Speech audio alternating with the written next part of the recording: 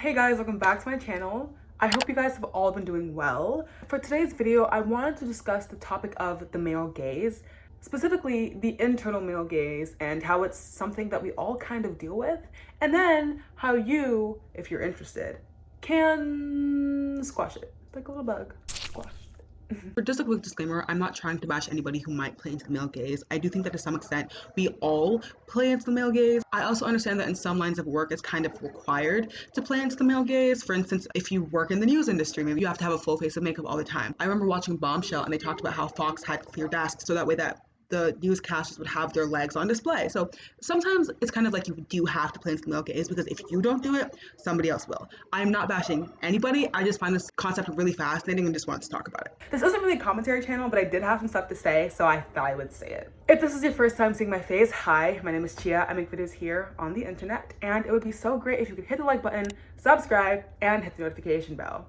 That being said, let's get on with the video. I wanted to start by giving a little bit of context. So let's start with what the actual definition for the male gaze is. When you Google the male gaze, you get the definition that reads, the perspective of a notionally typical heterosexual man considered to, this is just so many big words strung together. Oh my God, let's try this again. The perspective of a notionally typical heterosexual man considered as embodied in the audience or intended audience for films and other visual media, characterized by a tendency to objectify or sexualize women. I don't know about you, but I feel like I just read a clip out of a textbook and I wasn't here for it. But basically what it's saying is when you consider a piece of media, sometimes the way that female characters are presented are kind of like on a platter for like the men watching. And this is something that you will see time and time again. Take female superheroes, for instance. Think about the fact that all of them are wearing skin-tight bodysuits. Some of them are like in heels or like little mini skirts, things that I personally feel like I wouldn't be like super comfortable fighting crime in.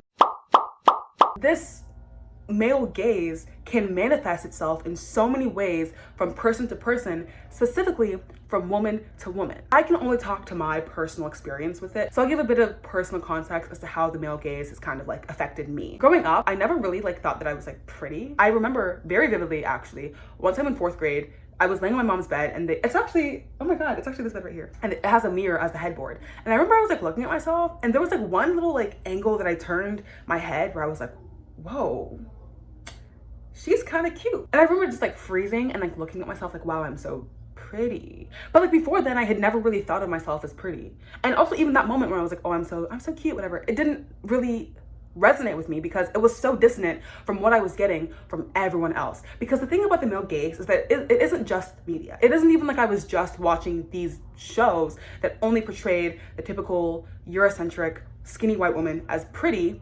But it was the fact that because it permeated down, it was like my classmates who were perpetuating that and my friends that were perpetuating that. And then it was just a cycle where it was like, well, I don't fit the mold, so I am not pretty. When that isn't the case. I know that I'm beautiful, but you can still tell me if you want. Like, I'm not gonna say no to free compliments, thank you. But the battle with the male gaze is something that influences a lot of actions. So when you think about like, why do women shave? And I'm not here to start a whole debate on body hair, but we can't look over the fact that a lot of men are like, oh, body hair is disgusting. Oh, it's so gross. And then so that's gonna cause a lot of women to shave. And an example that I can give about like an action that you do that isn't really for yourself. When I was in college, I showered at night. I've always just been a night showerer. Would finish showering, put on like some Bath & Body Works lotion, and then also put on Bath & Body Works body spray at night when I wasn't going anywhere. I was just in my pajamas, because I was surrounded by people. So I wanted to be smelling nice at all hours of the day, even if I was literally just gonna go to sleep. So I've talked a bit about like what it is and like how it affects me personally, but I think it's also important to look at how the male gaze and the internal male gaze affects us as a whole, as a society, really as a woman. For one, I mentioned a bit earlier about how growing up, I didn't really think I was that pretty because I didn't really fit the Eurocentric beauty standards that were being thrown at me. And I don't think that there's really enough emphasis placed on how the male gaze really negatively affects a lot of women of color. Not even just Black women, but like women who don't fit the typical mold. Growing up, it was in to be white. Like now we have this whole thing with like blackfishing and there's like more occurrences of like cultural appropriation, but that wasn't really a thing as much when I was like 6. And so getting this feedback loop of like, oh, there's so-and-so, the next hot white actress, she's so beautiful. And then seeing how you didn't match up to this woman that everyone was thinking was so hot, it really kind of starts to play into how you view yourself. At least it did for me. And this isn't to say that it doesn't affect white women, because it affects all women. But I do think that because of the way that media kind of portrayed having Eurocentric beauty standards, it affected more women of color, and specifically more women of color who fell on the darker end of the spectrum and or possessed traits that weren't Eurocentric, so like a bigger nose or bigger lips or whatever. And then this furthers our internalized misogyny because as women we're kind of pitted against each other, which is really where this whole not like other girls thing started, I think, because it was girls trying to be different. Oh, me? Don't mind me with my bright blue eyes. Now we're feeling like, okay, well there's Sophie with the bright blue eyes and then there's me who doesn't have either of those things. Am I supposed to hate her? Yes. That's the answer here. I feel like I'm making women sound very two-dimensional. It's so much more complicated than that. Think about like the girl in middle school who went through puberty before everyone else and had bigger boobs or had some feature that made her stand out. And how typically you hear stories of women who grow up in those circumstances who are bullied because of it. That right there is internalized misogyny, folks. I feel like I don't really explain this very well, but basically what I'm trying to say is that in this hypothetical situation where let's say that she did have bigger boobs, now she's getting more attention from her male counterparts because she's different in that way.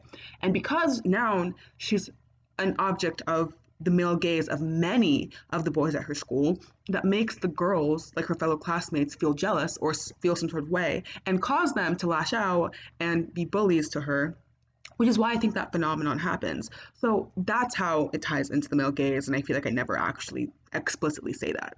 And it's crazy too, because even if you try not to be like other girls and try to kind of divert the male gaze, you're still participating in the male gaze because it's like, then you're doing these things that are opposite of the male gaze. So if you decide, for instance, to not shave because that is opposite of what is like considered hot in the male gaze, you're still participating in the male gaze because you're doing that specifically to be the opposite, be different from the male gaze. Which means you're still partaking in this whole thing of like, this is the male gaze and this is what's outside the male gaze because your actions are still influenced by it, if that makes any sense. Okay, I've said the phrase male gaze so many times that it feels like I'm saying, like I'm hearing male gaze, male gaze, male gaze, male gaze.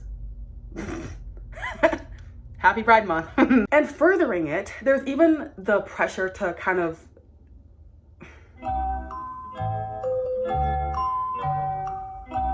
comply. There we go. There's the pressure to comply with the male gaze that's kind of put upon us from like our moms, our aunts, our grandmothers, whoever. And I'm not even trying to say that they're doing it on purpose. At the end of the day, it's how they were raised. And as a parent, I'm assuming that what you do for your children has some part to do with how you're raised. I wouldn't know, I'm not a mother, but I'm assuming it's something like that. I can speak again to only my experience, but my mom, love her to pieces. If you're watching this, mom, love you. However, she does also in some part really play into the male gaze because the amount of times she's told me, you need to go wear a dress instead. You need to go put earrings on. You should grow out your hair. You should put more makeup on. then I'm just chilling, minding my business, just living my best life or trying to. I'm not like bashing her. It's really like, it's like a, whoa. To quote a wise woman, how that show taste. A lot of these actions are pandering to the male gaze because it's in part to make sure that we get a man and secure our future because we want somebody who can provide for us, who can help us have kids and further the family line and really just kind of be another pillar of support for us.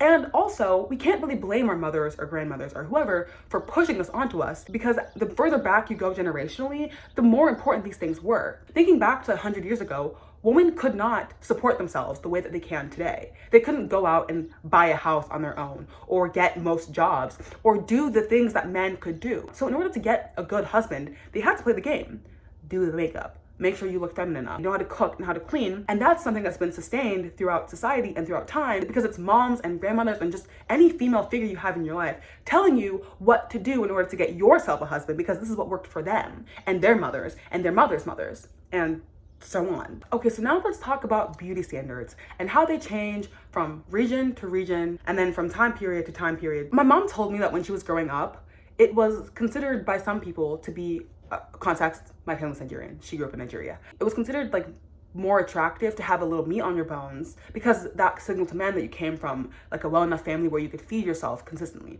And this isn't something that is just specific to Nigeria. I've read about this from different countries as well. But then also looking back to like 2000s and the heroin chic where it was super cute and super in to be so skinny. And I think that really perfectly displays the disparity in beauty standards from different regions and also from different time periods. And then if we want to talk about the change in beauty from time to time, and look at what our beauty standards are now. You want to be slim, thick, have a big butt, a 24-inch waist, snatched to the gods. Having a big butt 10, 15 years ago was not what you wanted at all, but now you do.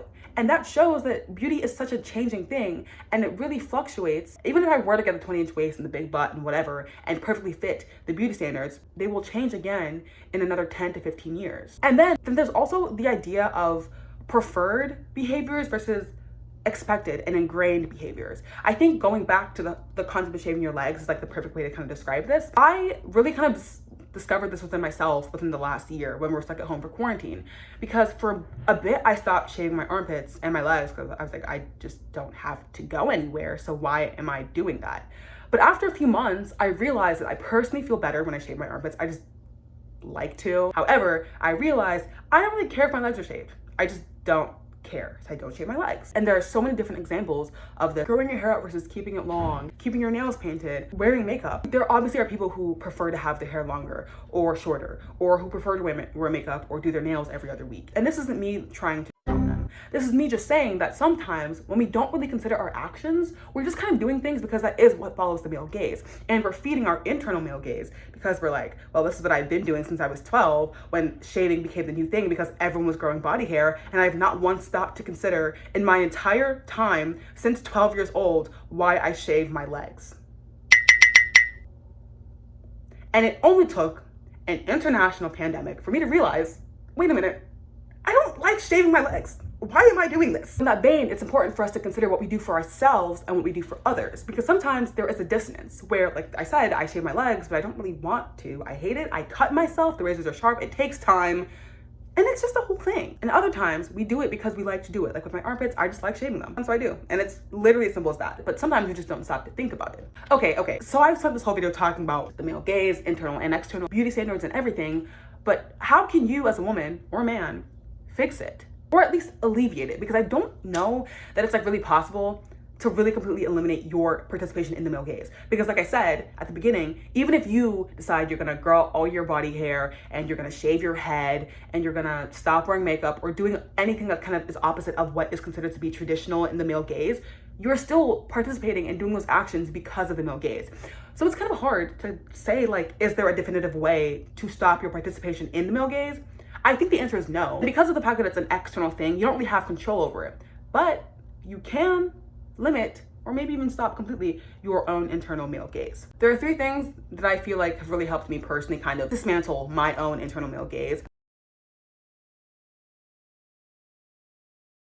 The first one is something that I touched on earlier, and it's to question why you're doing what you're doing. Why do you wear makeup? Is it because you have to for your work? And in that case, like, you can't really help it if you like have to for work. Is it because you want to wear it? Then in that case, okay, keep doing it. But is it because you feel like you have to wear it? Then maybe question why you feel like you have to and see if you can work from there to like at least maybe cut down to just mascara or nothing at all. And again, I'm not bashing on anybody who feels like they want to wear makeup or like they like the fact that they wear it for work or whatever. I'm just saying that sometimes we do things on autopilot without even really considering why we do them or what or who we're doing them for. Another thing that you can do is make sure you're taking care of yourself internally, your mind, your soul, everything. Because at the end of the day, how you're feeling internally will be reflected on how you feel externally. If you're feeling bad internally, whether you're just like feeling sad or down about something, then you might go and seek external validation. Sometimes that's external male validation. And then we're just feeding into the male gaze. That doesn't mean to say that every girl who posts a thirst trap on Instagram is sad on the inside and is seeking male validation. That's not what I'm saying. I'm just saying that sometimes if you're feeling sad, it could feel good to just get a couple compliments from guys and like, hey, you're hot. Hey, Charlie, what's up? Lastly, I think that it's really important to just have a talk with your girlies. I love my girlfriends. And I've talked with one of my best friends at like great length about just like the feeling of trying to fit society's beauty standards and knowing that it isn't important, but still not really being able to break that cycle sometimes of being like, well, I want to do it though. Like I shouldn't, but I want to. But talking with her and like kind of hearing another person kind of going through the same struggle, but trying to be more aware of it can be really helpful. I also think that insecurity breeds on silence. But if you want to tell a close friend or two that you're feeling kind of bad about whatever, I feel like usually your friends will hype you up and maybe help a little bit diminish that insecurity. At the end of the day, the male gaze is just all around us. It's in everything that we do. And it is really hard to completely eradicate it, I feel like, because it is just, like I said, in everything. And even tying back to what I said about shaving my armpits and feeling more comfortable when I do so, why do I feel more comfortable when I do so? If it was never ingrained in me that I should be shaving my armpits as a woman, I probably wouldn't be shaving. None of us would be. If it was in to have armpit hair, we wouldn't be doing it. But because of the fact that it's better to have shaved armpits, then so many people do it. So like, even in me being like, oh, well, I don't shave my legs because I don't want to, I'm still in some way playing into the male gaze because I'm shaving my armpits. It's kind of like a beast where you cut off one head and then like 1,500 grow back in place. I'm gonna end it here. I hope you guys enjoyed the rest of your day. If you liked the video, please give it a thumbs up and also subscribe and hit the notification bell. And I will see you guys next week. Bye.